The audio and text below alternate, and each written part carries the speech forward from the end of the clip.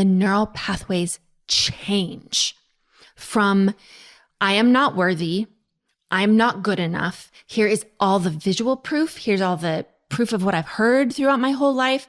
Here's all the beliefs that I have. Here's the ancestral way that like I come from a long line of not good enoughs. Gone. Can't find it even if you want to.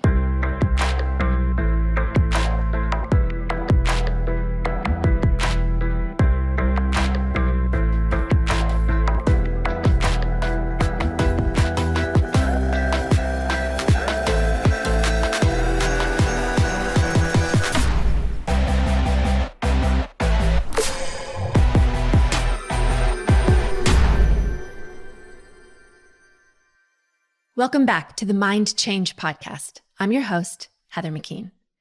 And today joining me again is Kent, and we are talking about nervous system rewiring and somatic healing. So welcome. Thanks. Why are we talking about that today? Why is that such a big thing right now, this buzz? Oh, I got like a burr under my saddle about this one. This one's a little hot on this one. You're okay. All right. Well, I look forward to this conversation then.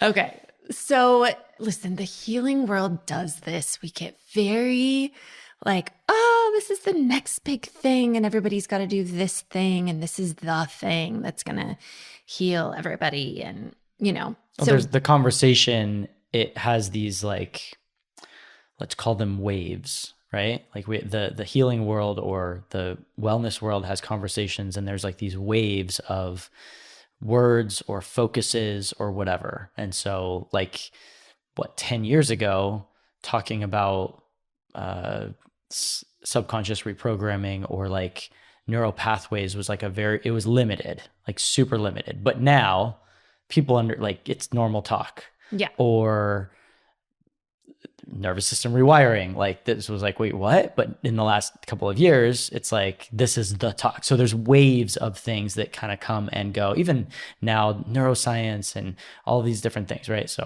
yeah. Right. Like 30 years ago, 20, 30 years ago, it was therapy, like go to therapy.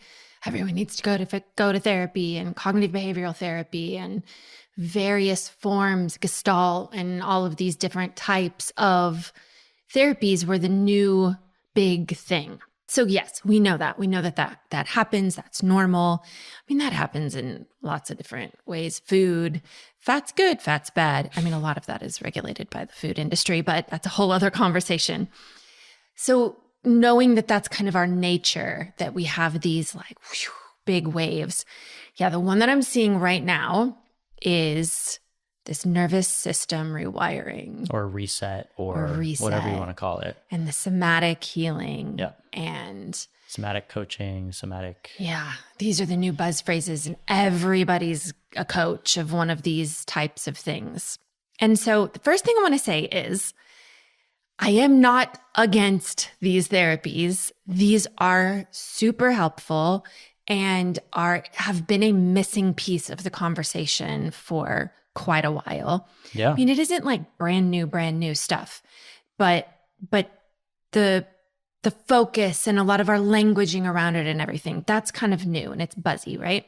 Well, and I'll just add as we're kind of starting this conversation is that for me, some of the things, and I've shared this before on the podcast, but some of the different programs and whether it's retreats or different things that I've been a part of in the last year or more with this like somatic type of work or this nervous system type of work or embodiment type of work, that kind of stuff has been wonderful. Like I've loved it. And it has been another part of things that, like this is a great thing to add. And this is a great thing that was missing. And it's amazing. But standalone is, I think, where things sometimes get a little complicated. Well, yeah, because it narrows the conversation to body. Mm-hmm. And I think this is the problem. It is the natural evolution of the work that we all should be doing. So the moving into our bodies and existing in our bodies metaphysically, that's like goals, right? That's what we all really need. It's what we want. It's what we need. But what I'm seeing is a lot of people are jumping to that. And they've got all these things and they're jumping to that. They're jumping to things like breathwork, meditation, somatic healing, Jumping to from what? From a state of like complete dysregulation, trauma, having all these issues, all these problems. Okay, so are you saying that trauma issues, problems that you're having, someone should not go to those places? Nope, not what I'm saying at all. But if that's where you go and the conversation stays that it's your body and this is going to reset your nervous system and this is the way we get trauma out of your body. Mm-hmm. And this is all you need for healing. No, that's where I'm going to say it's a dangerous narrative. To say this is it, whatever that is. Right. Okay. That's all you need. And this is the reason why, because we are mind, body, spirit. Right.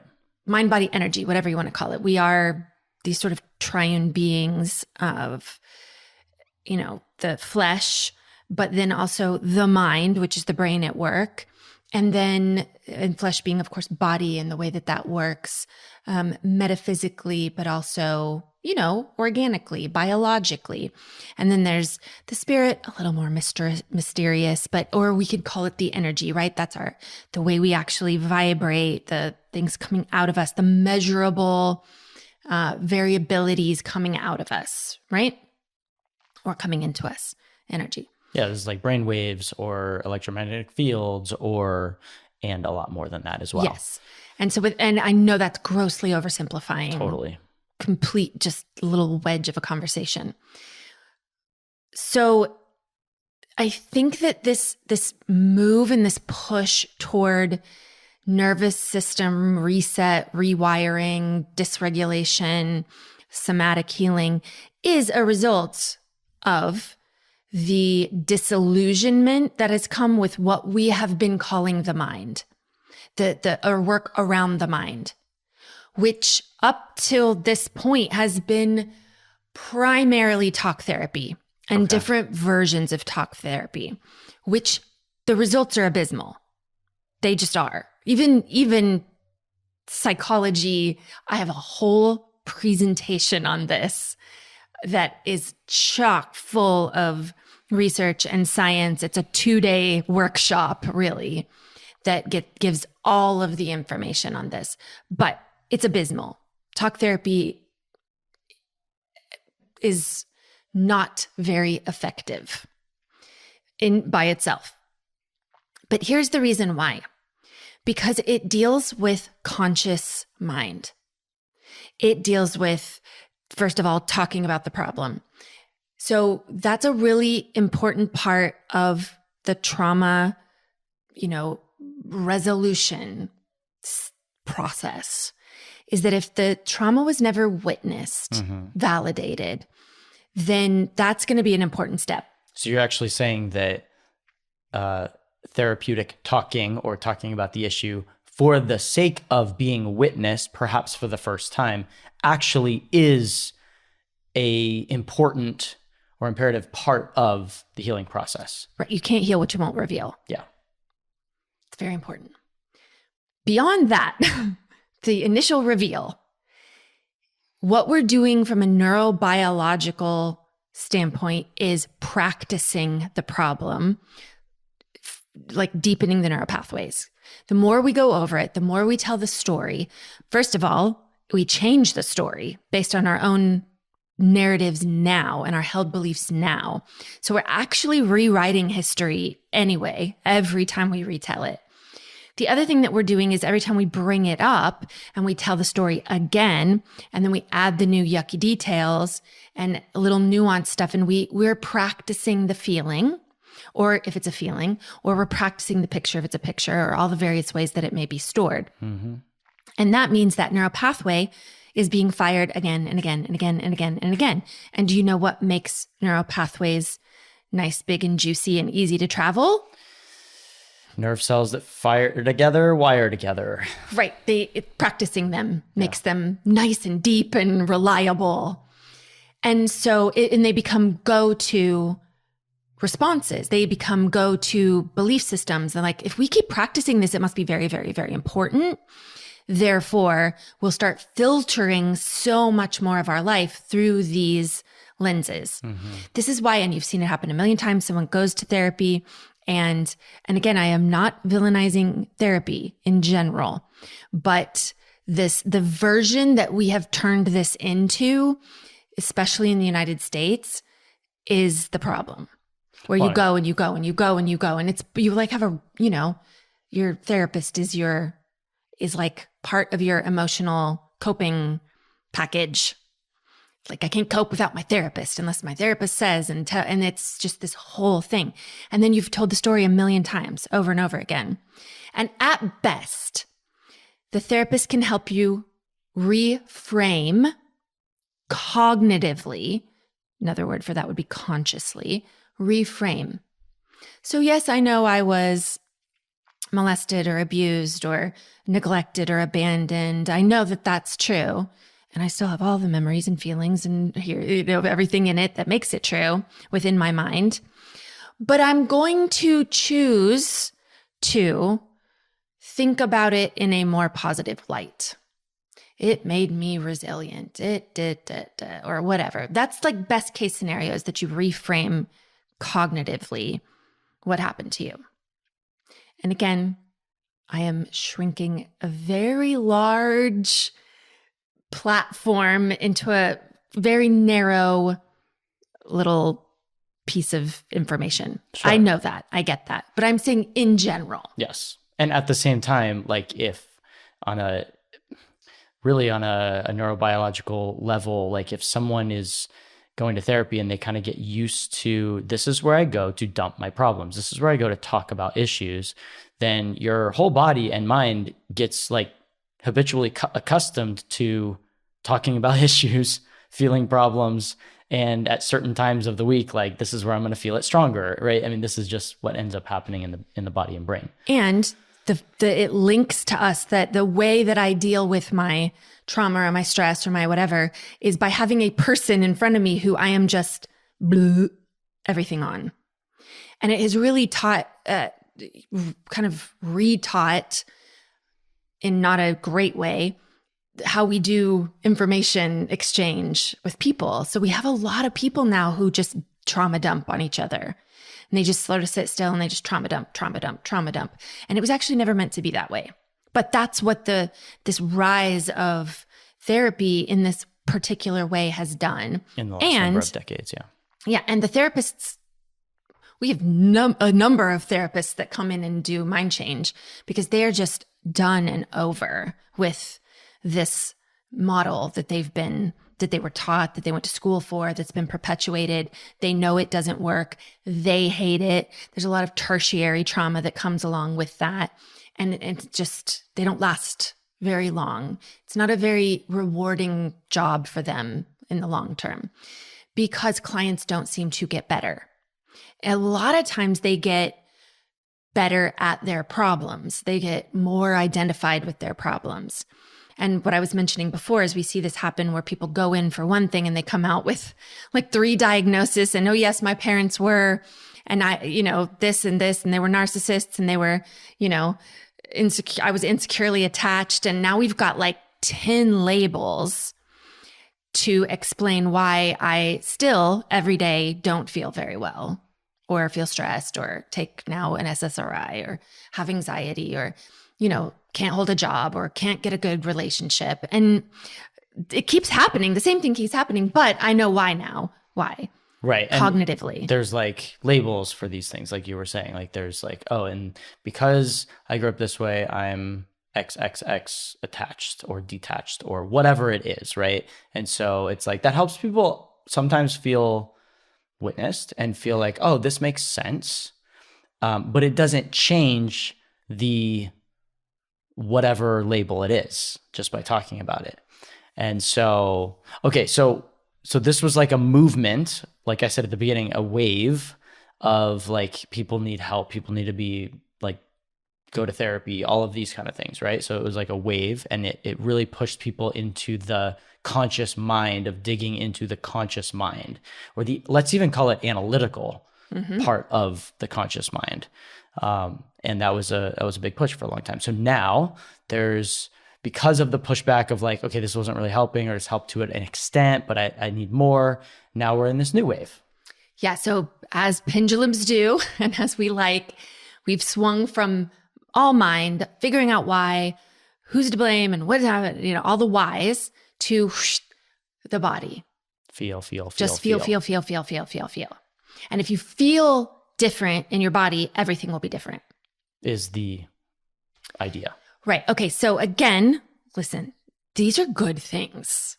Even to some degree, the beginning stages of talk therapy, a positive reframe, just, some pieces coming together, a little bit of understanding, that can be really helpful. Yeah. Like someone who their whole life wasn't able to talk about the issues or the problems without feeling guilt or shamed or whatever else, like very healthy for people to be able to express, right? Verbally express, be witnessed. Yes. And super, super, super important for people to be in their bodies. Yeah. Listening, in touch, feeling into things, like having everything flow. Yeah. It's like intuition and connection and a lot of other things. And our nervous system is very vital in how we feel from day to day.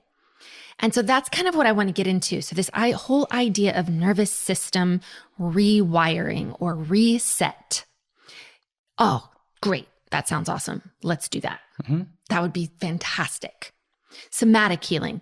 Okay, so what's somatic healing? Soma, it comes from the Greek word soma, somatic, soma, meaning body. So it is really just being in the body, of the body, about the body. Good stuff. But the reason that your nervous system is dysregulated is 9 times out of 10 because of early childhood programming, because you regulated to you co-regulated to a dysregulated adult, and it taught your nervous system dysregulation. Okay. So the idea, and I get that this sounds really appealing and it makes sense. Ooh, my nervous system is the reason I'm having anxiety or having depression or feeling these things in my body, or disconnected, or I'm disconnected from self, or I play it small, or in all the various things that it affects. I can't be intimate, yada, yada. Yes. So good, let's reset it. And how do we reset it? Well, we get into certain postures and we breathe and we move in these various ways and we draw attention and we create space and we allow. Fantastic. If you just leave it there, and the claim is this moves trauma out of the body. Okay. For anybody that says that, I would maybe challenge that I don't think you fully understand trauma and the way that the mind and body do it. Because the very first thing is how it is taken in, how it is processed, how it is perceived. Now, how do I know that? Because you can put 2 different people in the same exact situation and have 2 completely different responses. It could completely dysregulate one person, and the other person, it would be a blip and they'd return back. Okay. So it can't just be that. It can't just be like, oh, well, because if it was really purely just physical, cellular, then my body's not too different than this other person's body, if we're talking about the being of a person biologically. So going into the same situation, we should have the same response. Our nervous systems should react the same. If trauma can be absorbed by the body or stored by the body, right? The reason it's stored in the body is because it's first being processed in the brain. And so if you leave out the very good reason you dysregulated in the first place, then what you're doing in the long run is creating coping mechanisms. Okay. Because this is not nice to do to your body. Let's say you come and you say, I have a dysregulated nervous system. And they can hook you up to machines and they can do all these different things and they can take certain measurements and say, yes, you have a dysregulated nervous system. And then I put you through breathing exercises or, somatic movements or, like vagal tone exercises and various things. And I'm asking you to breathe like you're not traumatized and, move like you don't have this stuff stored in your body. Okay. It is going to create a release. Absolutely. Some people get very big releases. But what I have seen happen time and time and time again is that people get these initial releases and they're being told that this is the release of trauma from their bodies. And yet, if you didn't deal with the subconscious wiring of that, the way that you perceived it, how was it stored? Was it stored primarily visually? You're not getting into those visual representations by moving your body in a certain way. Now, that's where EMDR found its, fame, is that the reason EMDR works is because it is getting eye movements. It's utilizing eye movements, which are some of the biggest ways we store these memories. But they're generally not only stored visually. If something traumatic happens, we usually store it through all of our representational systems. So yes, you might be getting the visual of it. In the somatic work, you might be getting the kinesthetic of it. And there can be big releases. But then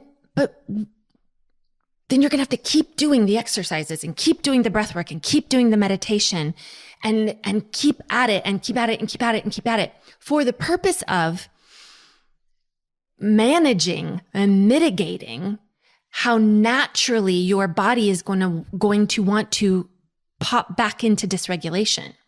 Okay, let me pause you there for a second, because from my findings and people that I've met and talked to, there seems to be a couple of different, let's say,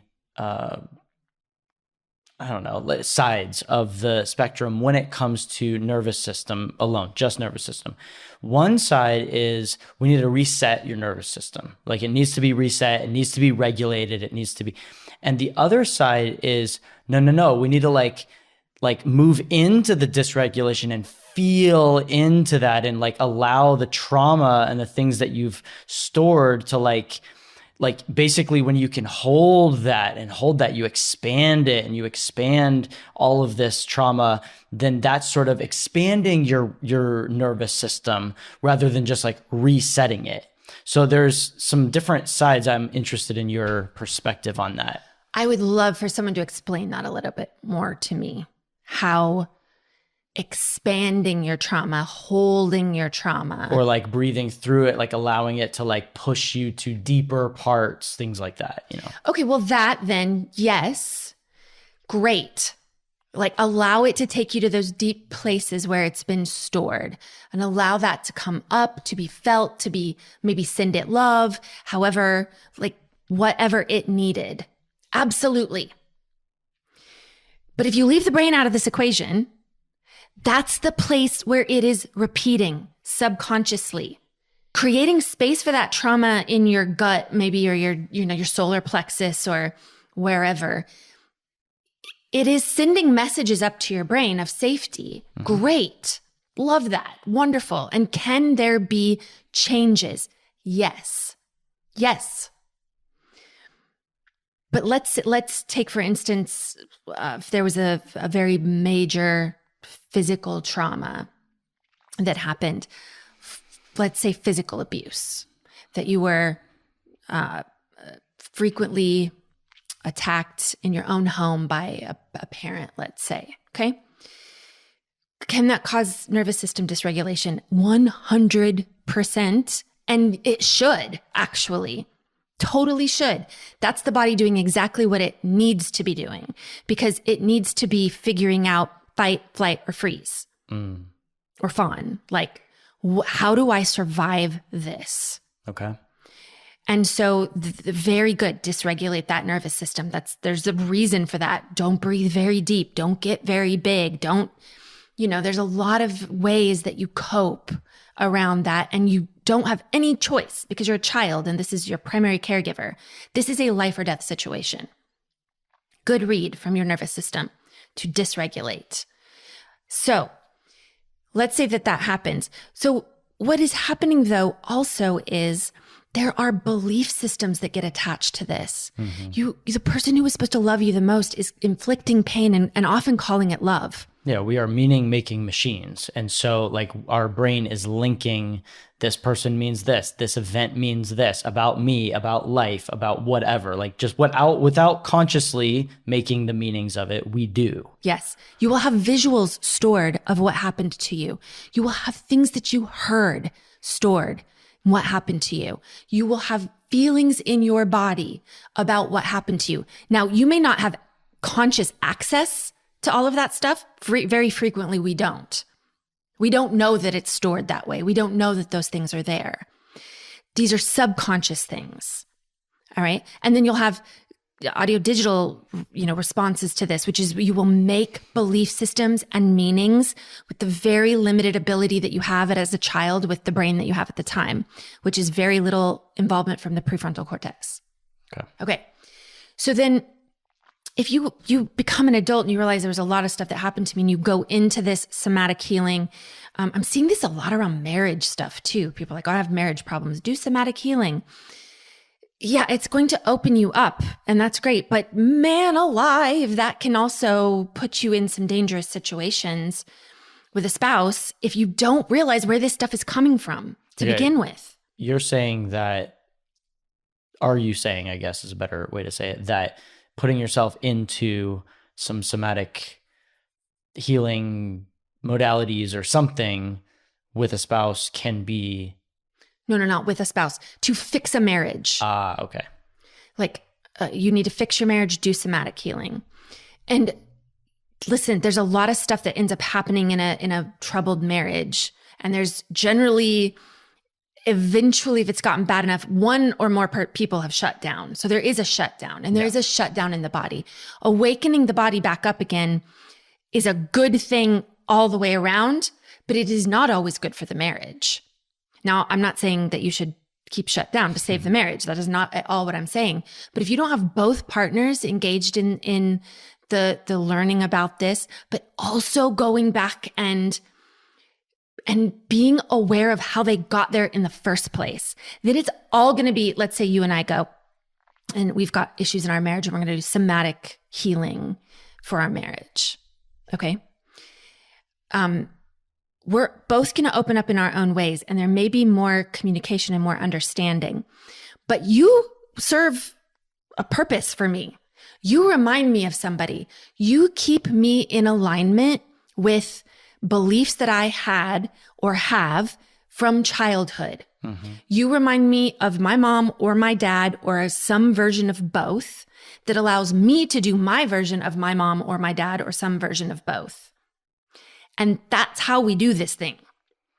If I'm not also dealing with those things and how I got there, we're constantly going to be mitigating trigger responses. Trigger, and thinking that all we need to do is like breathe through the trigger or like do some sort of anxiety coping mechanism so that I don't bite your head off.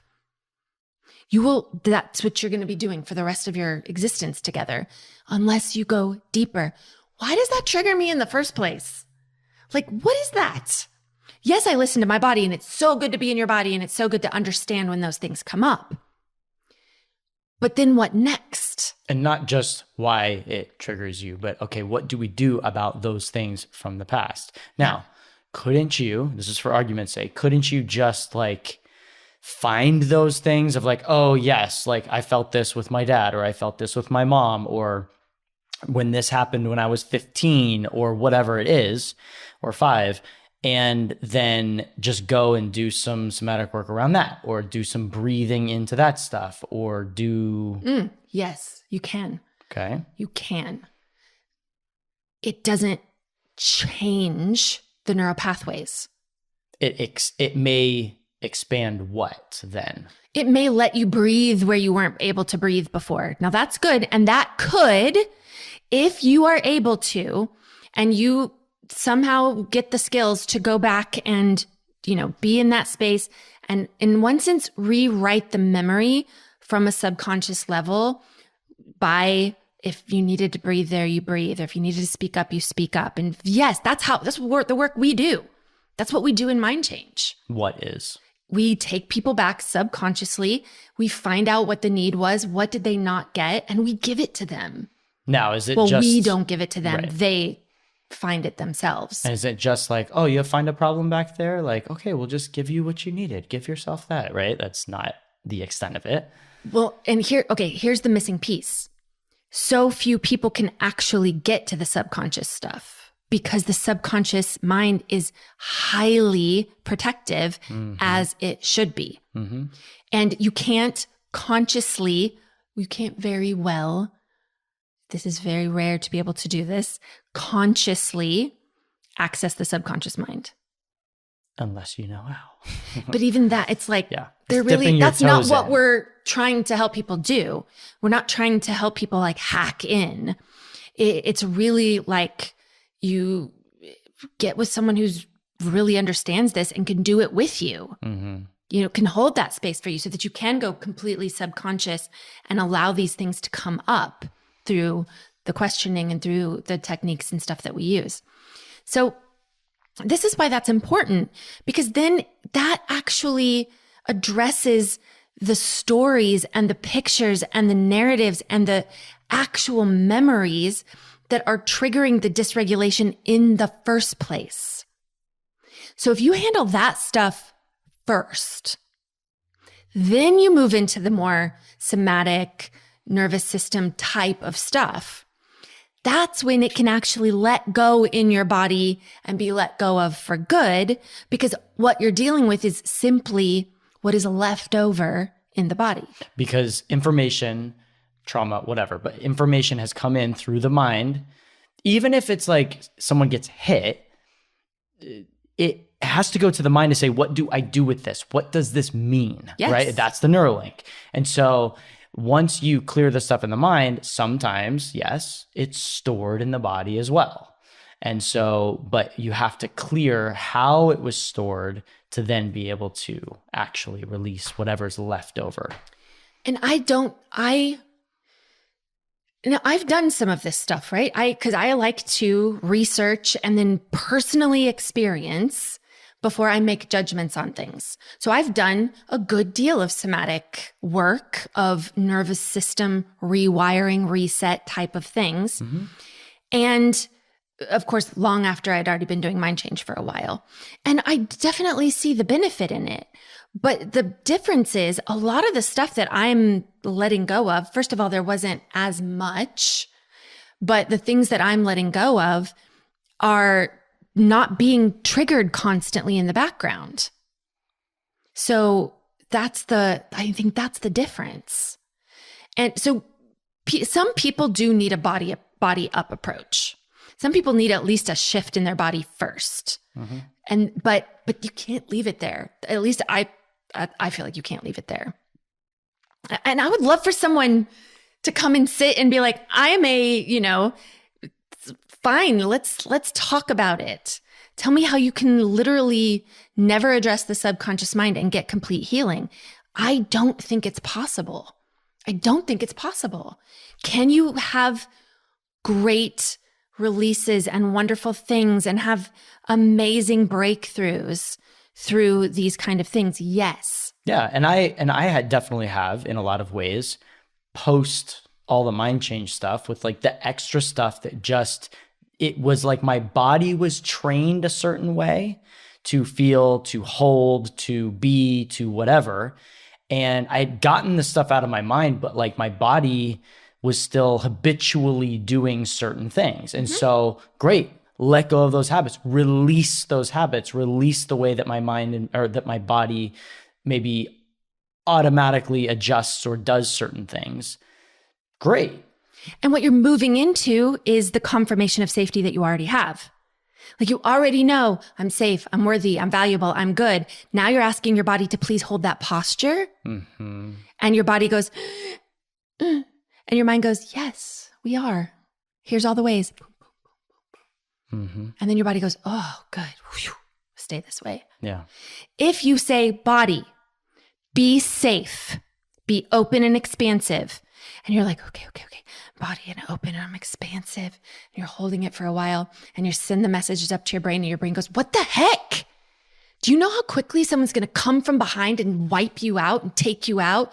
And yeah, you're feeling this way now, but you know what it's like when you go home. You know what you are really. And you know what's happened here and there, all the references and resources. Yeah. And then all of a sudden you'll be like, what? I can't breathe right now. Like, or you'll have to be like breath work, meditation, constant like body work to stay okay.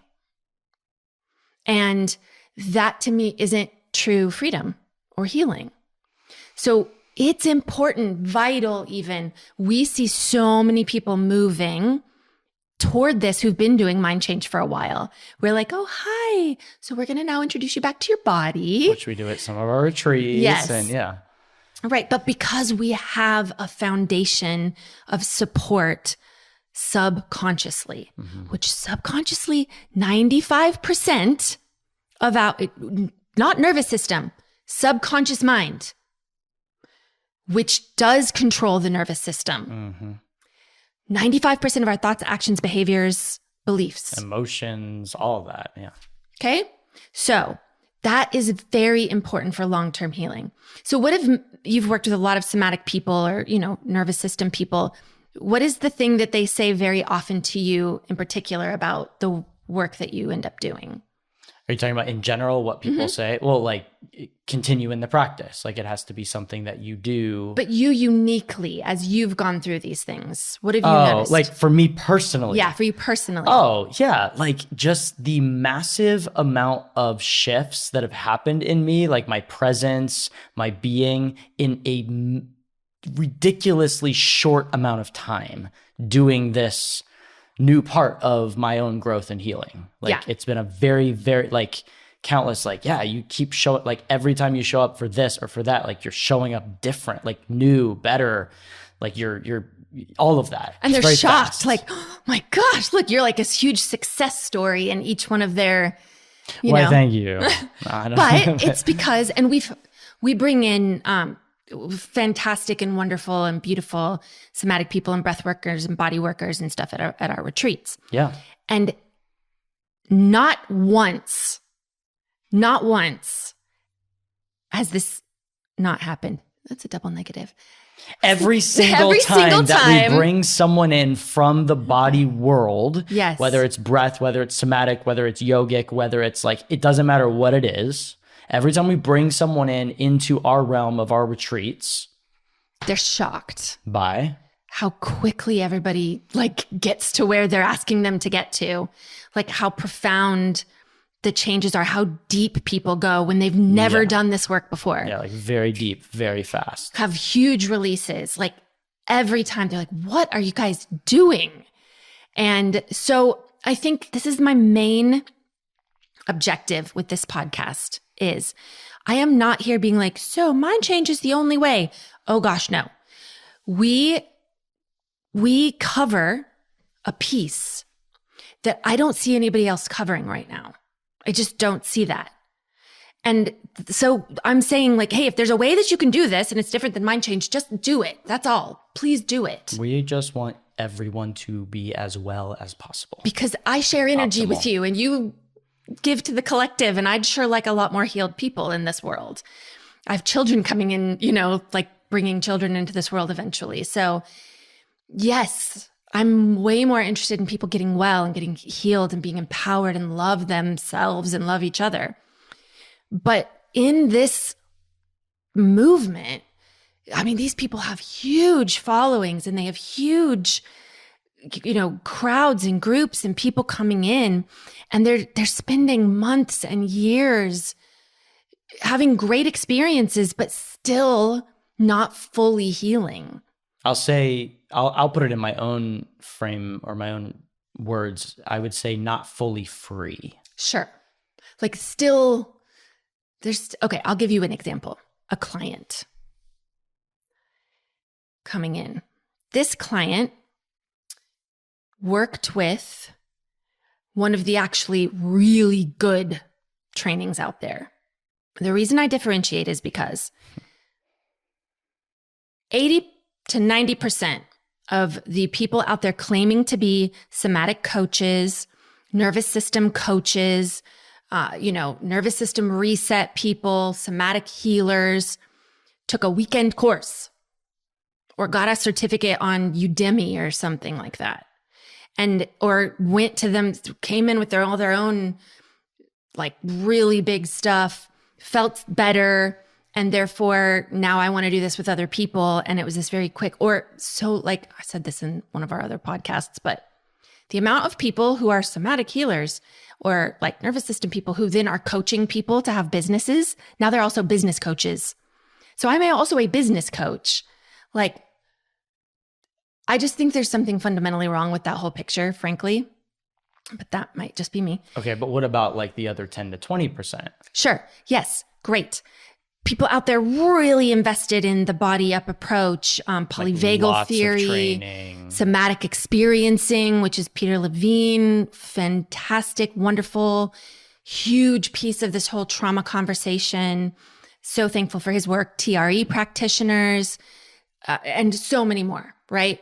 So many more in this body field who've maybe spent their lifetime working with people in their bodies. So let's say we're talking about those people. Great. Like, love that. Love them. So grateful for them, even in my own life. Yeah. Okay. But we can't leave out the subconscious mind piece. We can't. And now I get if you've only ever considered the mind piece of this through a talk therapy lens, or, God forbid, just a disease, mental illness lens, because it's just a small fraction of the conversation. And the subconscious reprogramming, which another is becoming buzzwordy out there, has been for a little while, like just make sure that who you're with has the experience. Okay, that being said, client comes in from one of the very legit trainings. Somatic trainings. Training for many, many, many years, like hand-in-hand training, okay? Not weekend courses or, like an online workshop here or there. Deep training comes into mind change. So much stuff going on. Now, this person did all this training and then works, this is their particular profession as well, helping other people, somatic healing.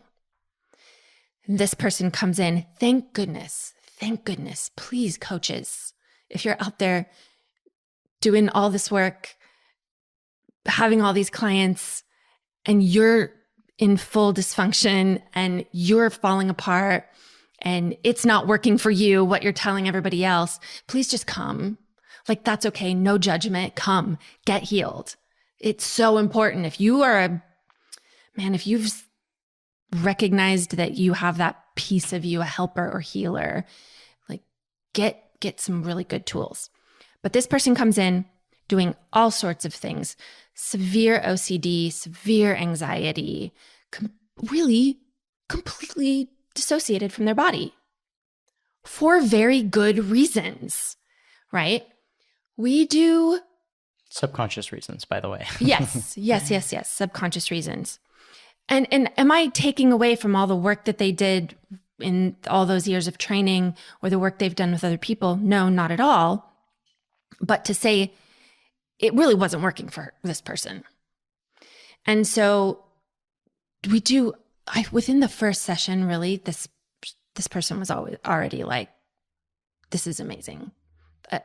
Things that were an issue for many, many, many, many, many, many, many years were resolved. Okay, so this person did a number of sessions and said to me that this is really this kind of change and this kind of transformation is unheard of within their community. And I'm happy for her, super happy.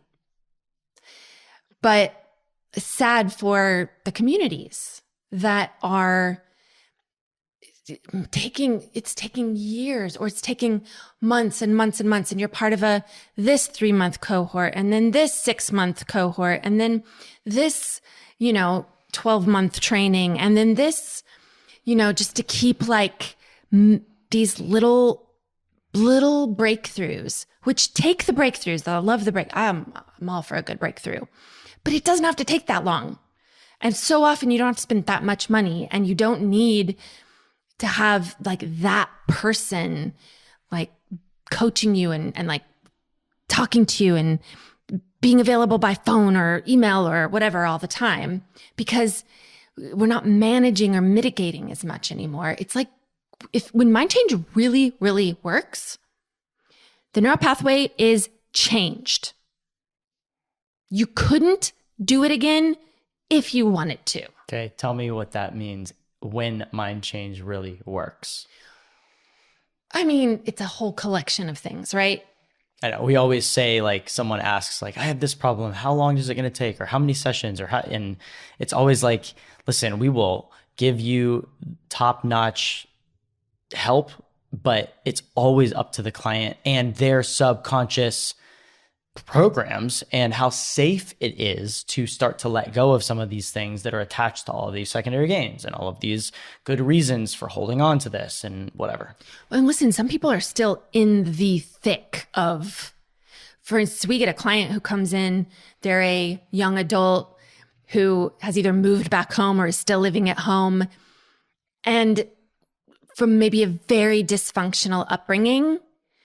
And then now they're back home again with their parents who are doubling down on their, parenting efforts from the way they were when they were young.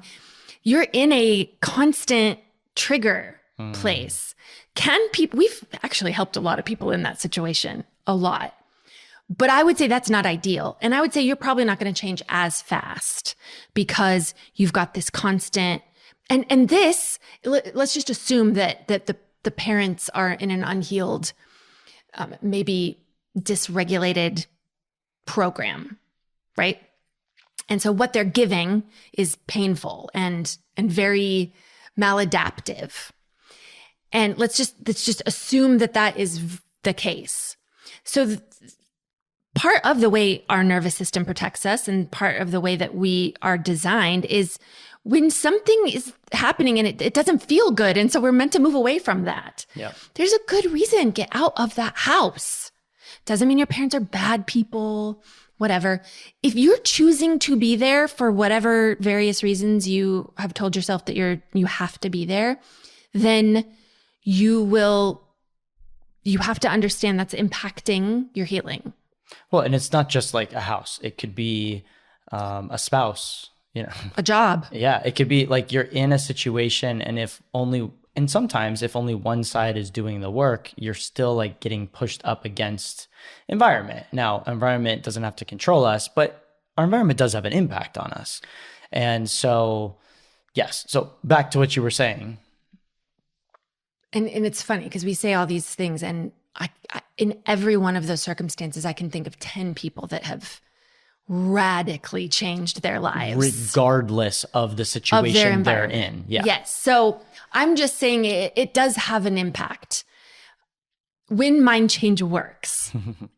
When someone's mind and body allow for healing and for overcoming a transformation, like when it's safe enough to allow them to actually do the deep work, let's say when it's more beneficial for them to get well than to stay sick. Okay. And I don't mean that physically always, although it is physically sometimes. That's when everything's aligned and the mind and the neural pathways change from I am not worthy, I'm not good enough. Here is all the visual proof. Here's all the proof of what I've heard throughout my whole life.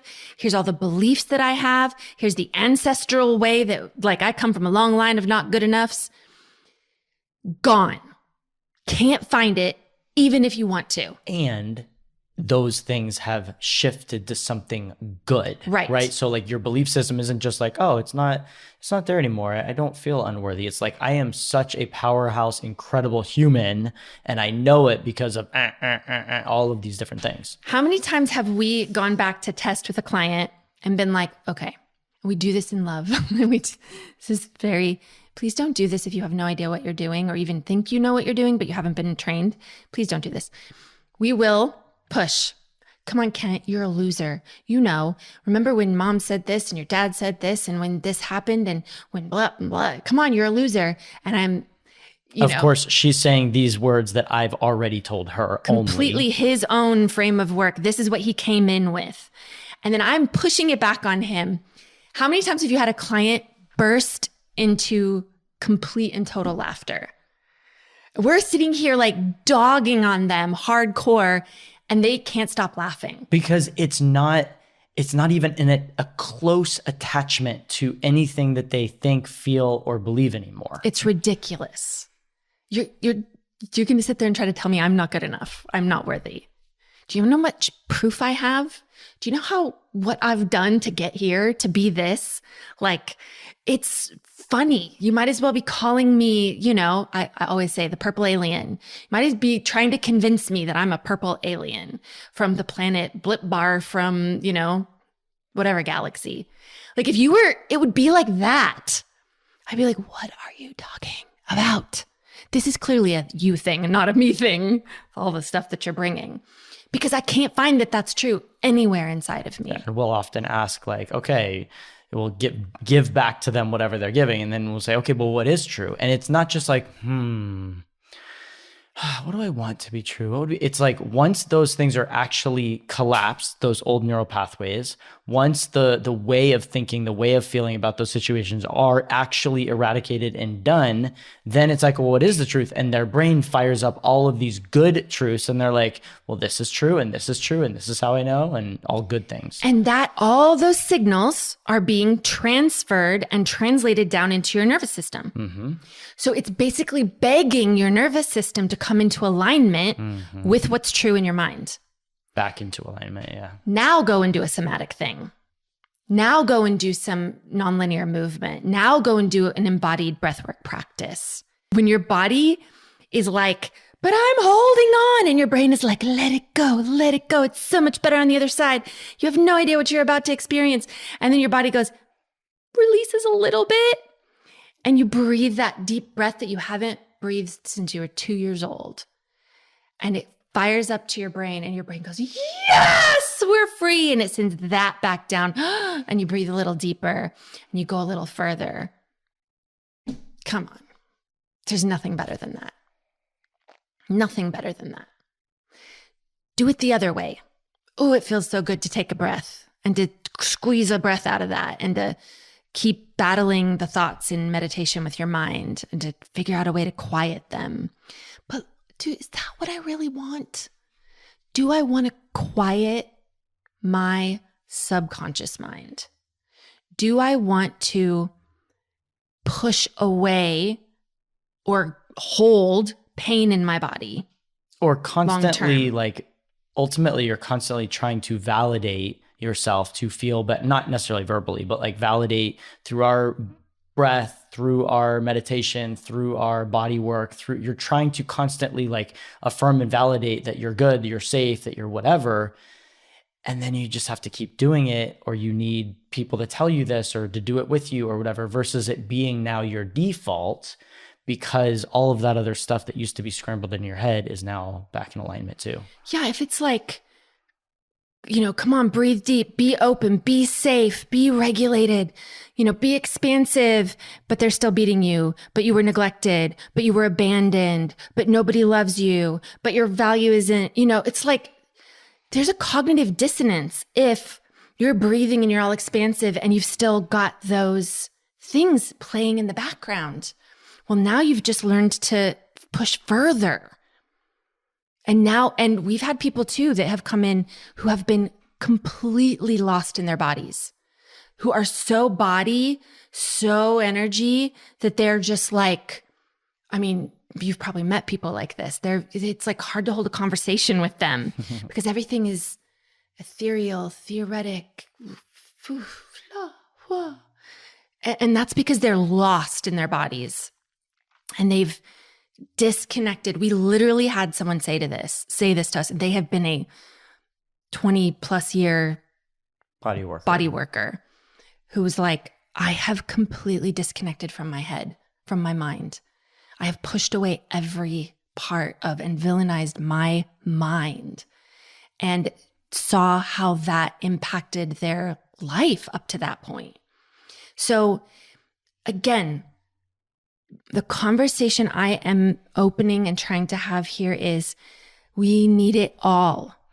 We need it all. I'm not even getting into the spiritual side of this stuff yet, but that comes when the other two are aligned, right? That's, I think, when we can really start focus and maybe not fully aligned. I think it keeps informing us.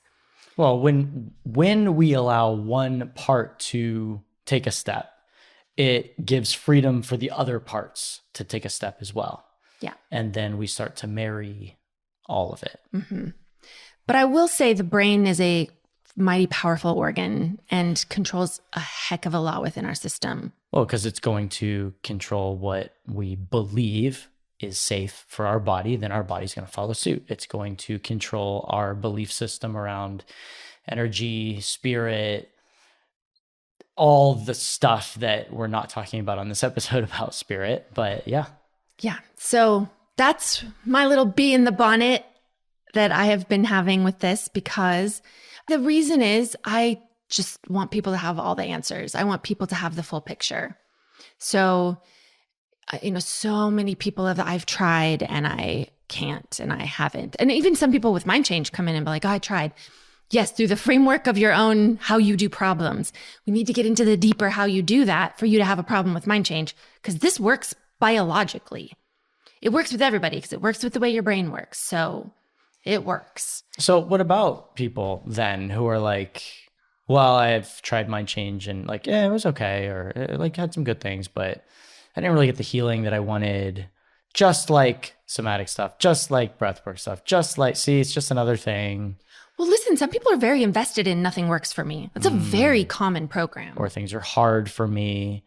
Yeah. Or I don't have and other people do. That's right. Another one. Like, oh, they get all the good stuff. It always works for them. It never works for me. I'm the one that and for some people, it's a way to be unique and special. And for other people, it's basically they just want to keep finding notches in their belts of like people who fail them or systems or things that don't work for them or that fail them. Yes. And they have good reason for that. Sure. Well, the deeper ask is the deeper subconscious ask is stop giving other people power. So that's what you just lump mind change into that. Oh, like you gave a practitioner the power, but it was just to stay in alignment with your program, to give other people the power and be let down. That's because that program is asking you to be the one in power. Yeah, because we always are saying who's the one who's doing the changing. Yes. Who's the brain? Who's the body that is actually creating these new neural pathways, these new subconscious programs, these new. And for some people, they come in, we have layers and layers of belief systems to get through before we work on the thing they think is the problem. Those are all part of the problem. But when they're coming in like, oh, I don't sleep. Okay. And then like, how many things I've tried everything under the sun to sleep and nothing has worked for me. In fact, I've gotten worse. And now they have more resources to not sleep. And now we're like, oh, okay. And plus I don't have the money to keep. So, I mean, I've already spent all them. I don't have any money for sessions. So I don't, I'm just going to do this one. And if it doesn't work, so now we've got a lack, belief system, a money program. We've got, it doesn't work for me. We've got, and so many people have been, all my money I put into this one thing and then they let me down. Oh boy, there's another one. All of these are childhood programming, but we've got all these layers that are, it's like this much layers coming in being like, and this is why this isn't going to work for me. There you go. But what I really want you to deal with is the fact that I don't sleep. And we're like, so listen, we've helped people definitely sleep better and maybe not made it through all of this. But our goal is going to be making it through all of this, because you remove all of this and then you're just a biological being that we change the neural pathways. It changes the way it's held in your body. You respond different. It just is. And it's normal, natural, so much so that you forget you had a problem in the first place, which is constantly a problem within mind change. Because people are like, I didn't really have a problem in the first place. I mean, even our practitioners continually say that. And people that are interns and stuff, like, I forgot that I even had a problem with that. Mm-hmm. So that's the degree in which things can change. So the conversation is just simply to say, like, question, look more, send this to your nervous system reset, somatic healer person, and like, reach out to me. Let's talk. I'd much rather be in partnership. I'd much rather them have the piece of the conversation that when their clients are getting stuck, they can go, hey, I actually have something for you. Boom. And like for us too, yeah, we do that all the time, right? Like we specialize in the subconscious rewiring and reprogramming. At our retreats, we get into the somatic side of things. So we do have that in our tool belt, but we want people sort of hands-on for that. Plus, we want the work to have been done already so that when we do these things, they are like supercharged. They become huge healing tools because the stage is already set. Right. But we've referred people to, body workers and people in that field. We have body workers come to all of our retreats. So we do that. We have that mutual conversation with people who we trust and have trained a long time and really understand. That we've worked with personally. So we know that you didn't just go take a weekend workshop and, you came in hot mess express, 10 years of failed relationships and jobs and everything. You did 2 sessions with this person and now they're your business coach and now you've got this huge following. Like, no. But I'm not saying there's anything wrong with those people. That's a whole program too. But open the conversation, and you have that conversation with yourself. All of you out there have that conversation with yourself. Like, if something isn't working, hasn't worked, it's okay. You've probably just missed one of the components. That's okay. Not a lot of people out there are talking about this from a holistic standpoint.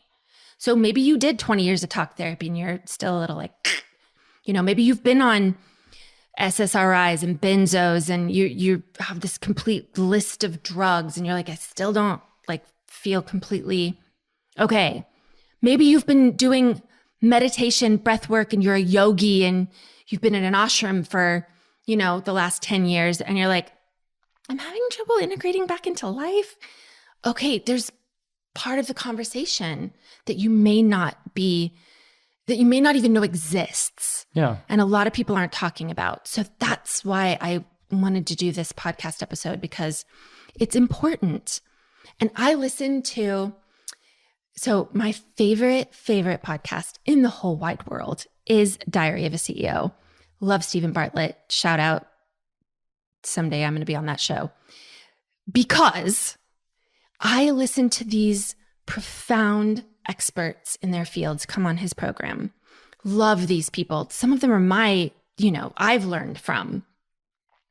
And they're missing such a crucial piece of this conversation that I'm like, just one extra step, not even step, but just piece of the puzzle could, oh my goodness.